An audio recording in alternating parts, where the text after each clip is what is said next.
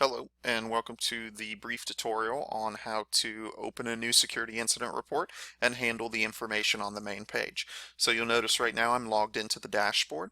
If you want to submit a new incident report, you're going to go to your navigation tabs here on the left-hand side and stop at reporting. And here are all the different types of reports that you can submit. A new found or lost item report, a new security incident report, a new towed vehicle report, so this would be if we have to have a vehicle towed from a branch location, or a new trespassing report. Say we have a customer that's repeatedly violating their eviction, you can fill out the report there, and that would allow us to be able to press charges. So for this example, we're going to do a new incident report, so I'll just select that. And this is going to populate the new incident report screen.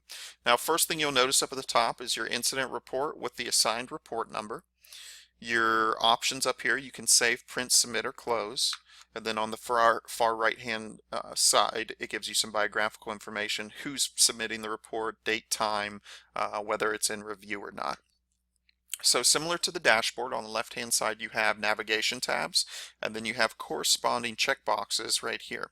So for this example, let's say we don't have any vehicle information to enter. You can unclick vehicle, and you notice it drops out of your navigation tabs on the left hand side. We'll also say that we don't have any property to enter. I uncheck it, and it drops out of my navigation tabs on the left hand side. So case number is assigned, you don't have to worry about that. The report recorder is the person who's filling out the report. So what you do there is it will automatically select the person that you're logged in as. So that's what it will automatically populate. Report disposition gives you a few options here. You can just select the one that best fits.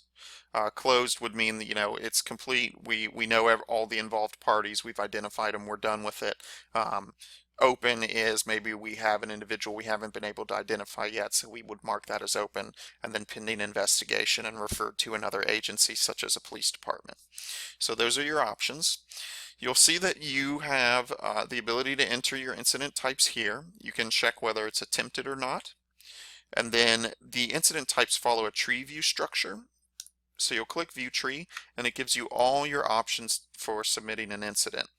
You'll notice that a lot of these correspond with the policy and procedure for behavior within the library, the eviction guide. And then here at the bottom, we also have some other ones, fire, shots fired, different ones like that aren't specifically mentioned in the code of conduct.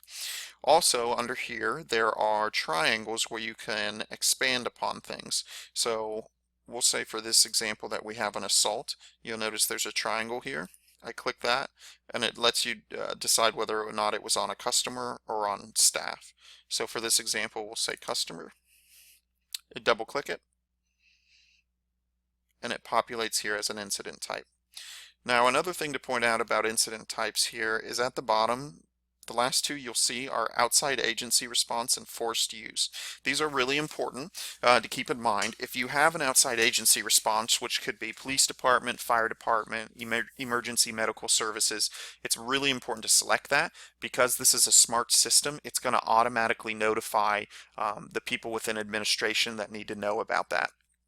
Same thing for force used. If this is a security officer filling out the report, they had to use physical force or their mace, for example, they would click that and the smart system will automatically notify security administration so that we're aware that we had a force use incident. So we're going to say for this example that an outside agency did respond, a police department, so we'll select that. It drops into the incident type labels here, and now when this report is submitted, it's automatically going to notify all the correct people. So really important to remember those here at the bottom of incident types: outside agency response and force used.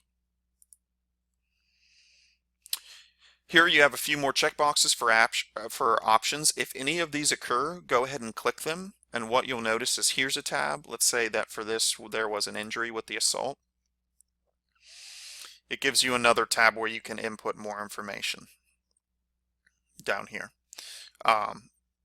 You can also document injury scene information, so it just gives you a few more options right here to input more information. So if any of those occur, go ahead and click the click the box, and you'll get a second tab here to input more information if you have it. Next comes the report synopsis, and what you are doing here is a one-sentence, super brief overview of what the incident was. We don't want to use names in this. We don't want to use dates, times, any of that description. That all comes in the narrative up here, but we don't need that down here for the report synopsis. We really only need a one-sentence, brief description, an overview of what occurred, and we want to make sure we're keeping all the personal information out of this synopsis or overview, but we can include that personal information under the narrative.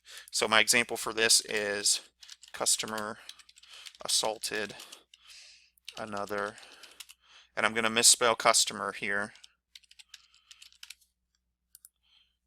So you'll see that I have a spell check, and I can use that, and it's going to check what I've said, and here it'll say that I've misspelled customer. Here's my suggestions, so I can go ahead and change it to that, and it corrects customer. So use the spell check, make sure we're using it. Spell check is also located under narrative, so let's make sure that we're taking advantage of that tool. Next comes the times. So incident discovered or called in, date and time, and then incident occurred, date and time. Now these could be the same, they could be different. You may have one, you may not have the other, but this is where you'll input that information. So you can select, so let's say took place today from the calendar, and then actually key enter the time. So we'll say that it's 2:30 p.m. Or you can use a short key here. If you use the key N or Nancy and just type that with the box, it populates here the information. So N stands for now, and then same thing here. I'll type N for now, and it puts in the date and time. Pretty straightforward. Down here under view tree, this is for location, very similar to incident type. You just select this. It gives you all of your options. For this one, we'll say we had it at the main library. Here you'll see that triangle to expand it more. And we have our options within main library. Double click your location, so we'll say circulation. And it drops it right in here. Specific location if you want to go into more detail. Related event, let's say that this assault was related to a previous incident we had. You can put any description around that in here. And then was security administration notified? Yes or no. And then a checkbox for, is this report confidential? Is it juvenile related? So that is how to navigate the main page to get into an incident report and enter the main info. In the next video, we will dive into how to enter a contact.